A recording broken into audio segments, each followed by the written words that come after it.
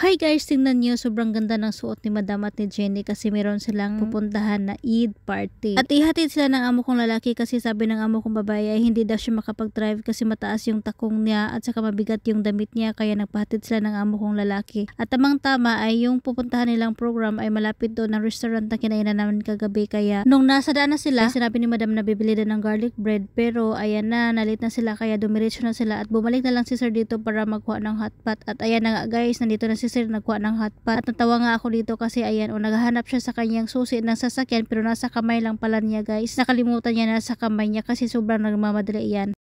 See guys, I will bring garlic naan. That Here, is yummy. so it will be remain hot.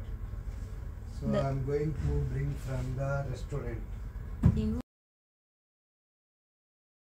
Okay, take care. I'm holding key in my hand and asking.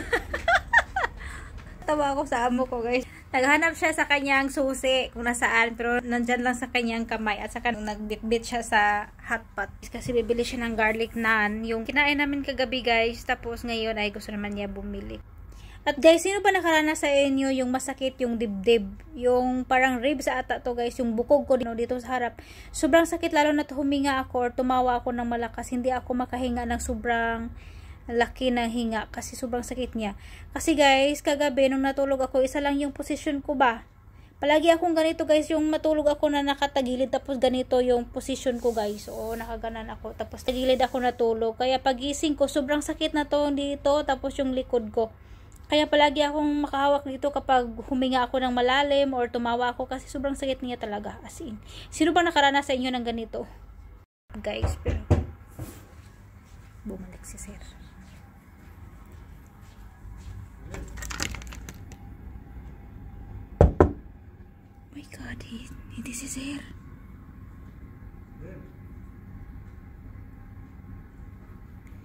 Egyptian guys. Egyptian guys. Buti lang hindi ko binuksan kaagad. Hindi yun si Sir. Kalalabas lang ni Sir. Yun ang problema dito guys. Ang maraming magkatok dito sa pinto namin. Kahit ngayon lang si Sir nakalabas, diba? Ngayon lang talaga nakalabas at mayroong kumatok. Kung ano pa yun guys, binuksan ko na yun agad kasi yun nga, akala ko si Sir bumalik kasi ngayon lang siya lumabas, diba? Buti na lang at tiningnan ko sa may glass na ganyan. Hindi pala si Sir. So, yun. Yung nakakatakot dito guys. Hindi pa naman ako marunong mag-Arabic. Ayun. Minsan nakakatakot talaga dito guys. Lalo na't mag-iisa ako dito. And kahit sino pa yung kumatok dyan guys, hindi ko talaga titingnan dyan sa may glass. Kasi natatakot ako. Kung nasa trabaho yung mga amo ko, tapos yung alaga ko nasa school, hindi ko talaga yan titingnan kung sino yan. Kasi minsan, malaman nila guys na merong tumingin dyan sa may lalo na't gaya kanina, nakalalabas lang ni Sir, tapos parang kampante ako na si Sir yun kasi kalalabas lang, akala ko ay bumalik. So, minsan, kapag tingnan ko yan dyan, hindi ko maghinay guys, barag paspas akong paglantaw sa sa glass, mailhan nila na itaw sa sulod kay maglagubo man po ng kanang portahan kay kuan man na o kahoy ra man na. So, yun. Mahibalaan nila na itaw. Kung mahibalaan nila na itaw guys, magsigir gihapon sa panuktok, kumakatok pa rin yan guys kahit hindi mo yan buksan kasi alam na may tao sa loob. Kadalasan dito guys magkatok. Ang hanapin nila ay yung Haris or yung caretaker dito. Yung caretaker ay nandyan lang sa kabila. Pero kami kasi dito, yung pintuan namin ang makikita nila kaagad kasi open place siya. Tapos yung sa Haris kasi parang na elevator tapos mayroong maliit na space tapos yun na yung pinto ng Haris. Medyo pasulok siya. So hindi nila makita agad. So kapag maghanap sila sa Haris ay dito sila kumatok. Kahit meron na nakalagay sa labas ng pintuan namin, family flat yung nakalagay dyan, kumatok pa rin sila kasi gusto nila magtanong kung saan yung Haris. Ay naku! Nakalimutan ko na yung sinasabi ko. Ayun, si Sir, bibili na naman siya ng garlic bread kasi nagustuhan namin yung garlic bread. As in, sobrang sarap niya guys. At saka, mas masarap siya kapag mainit talaga.